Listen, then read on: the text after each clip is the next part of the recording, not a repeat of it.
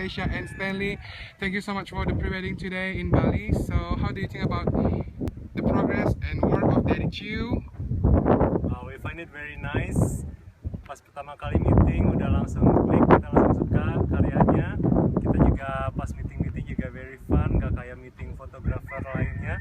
Dan dari pertama udah kasih ide lah apa aja semuanya yang harus dipakai, konsep-konsepnya, bahkan sampai beli baju pun sampai ditemenin, sampai dikasih ide-ide juga buat baju-bajunya, fashion-fashionnya.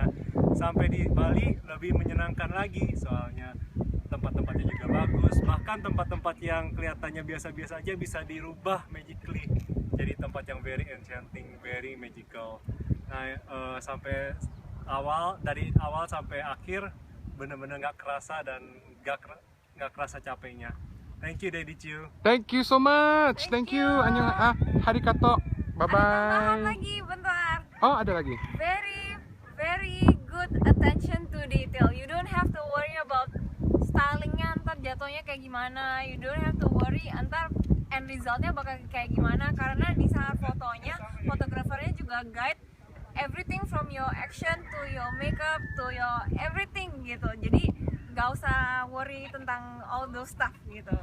Beda sama fotografer yang lain. Thank you. Bye bye. Bye.